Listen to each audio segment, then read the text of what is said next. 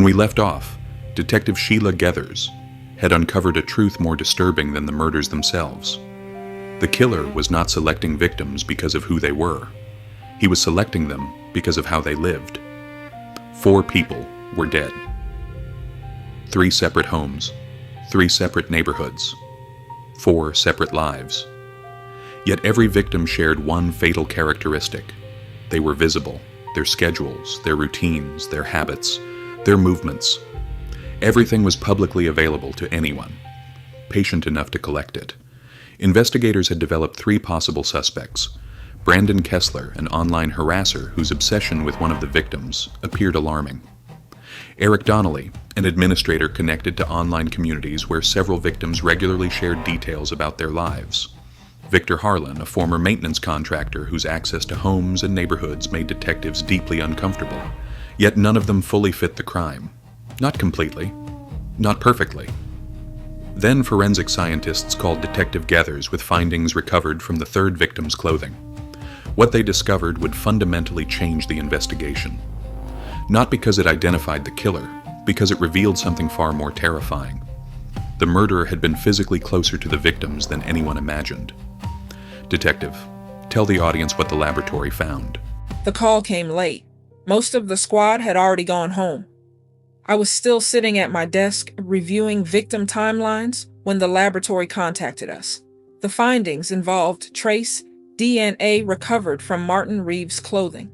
At first glance, it seemed insignificant. Touch DNA. A few microscopic skin cells? The kind of evidence people imagine appears constantly and rarely matters. This mattered. The same unknown male profile appeared on Martin Reeves' clothing. Then analysts found portions of that profile on evidence connected to the 2 earlier victims. Not enough to identify anyone. Not enough to submit for direct comparison, but enough to establish something important. The same person had physically interacted with all 4 victims. That finding changed everything. Until that moment, investigators still entertained the possibility that multiple offenders might be involved. That theory died immediately. The same person was connected to every victim. The same person had been present. The same person had left traces of himself behind. For the first time, we knew we were hunting one offender. The challenge was figuring out which one. Meanwhile, forensic technicians continued examining the homes. One detail kept resurfacing. Nothing was taken. No valuables, no electronics, no jewelry, no financial documents, nothing. That bothered me, because most offenders take something. Money, property, souvenirs, something. This killer took nothing, or at least nothing obvious. That meant the murders themselves were the objective. The realization unsettled everyone working the case, because crimes motivated by money eventually stop.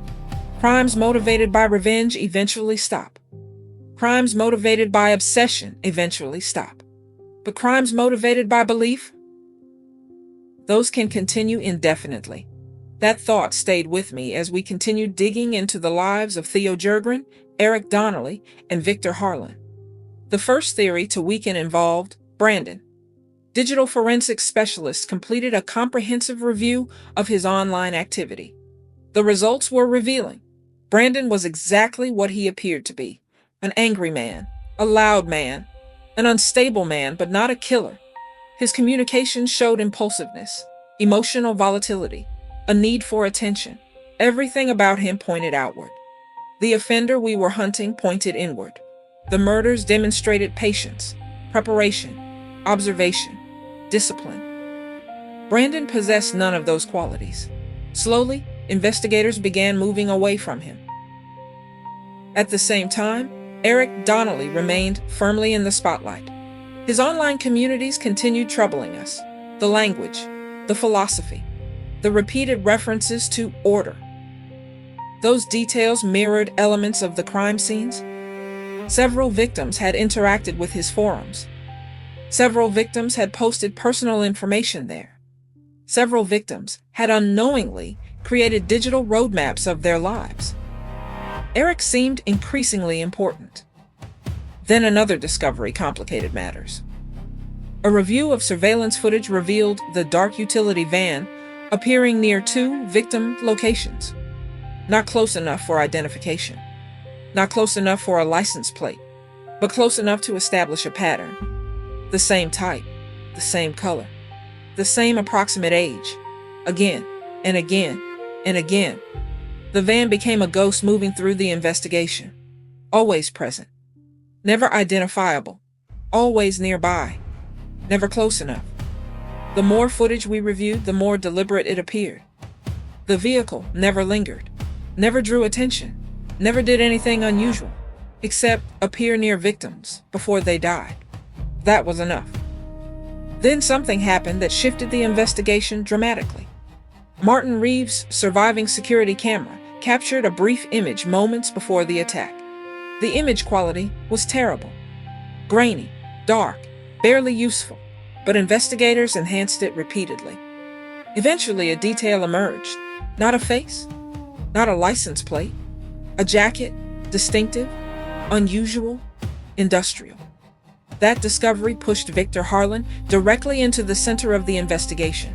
Victor routinely wore similar work gear. Victor routinely visited industrial sites.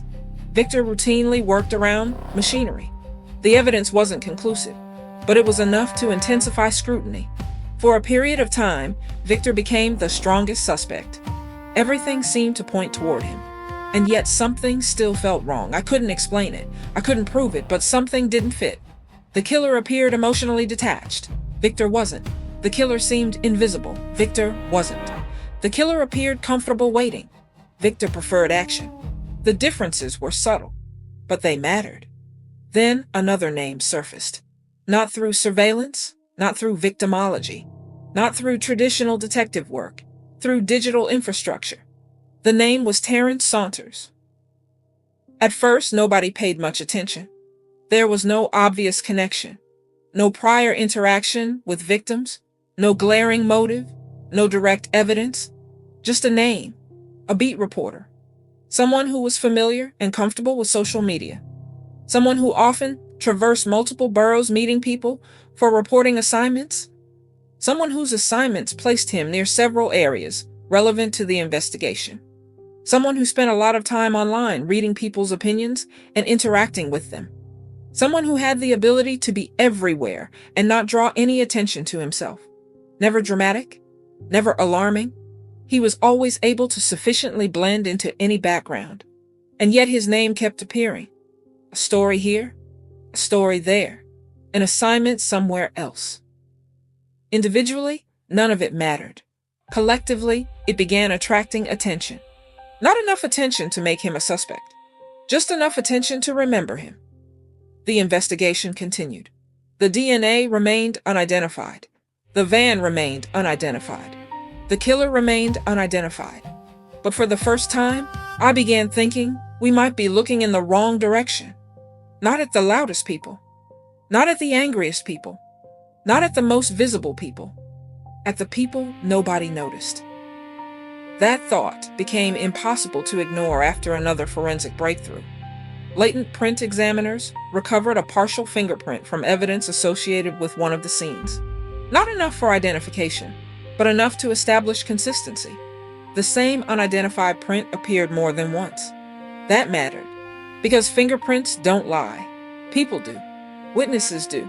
Suspects do. Fingerprints don't. The killer was becoming real. Slowly. Piece by piece. Trace by trace. Evidence by evidence. The walls were beginning to close. The killer simply didn't know it yet.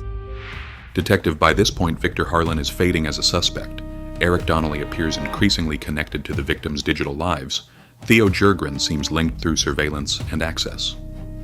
Which of these men was responsible? We still were not sure. For the first time in the investigation, I believe two of them could be innocent. One could be dangerous, and one could be something far more frightening. Someone hiding in plain sight. Someone who never attracted attention. Someone who never needed to. The answer arrived days later through a DNA submission. And when that result came back, every theory we built collapsed at once. Because the killer wasn't the man we feared most. He was the man we barely noticed at all. Perhaps we finally identified the killer.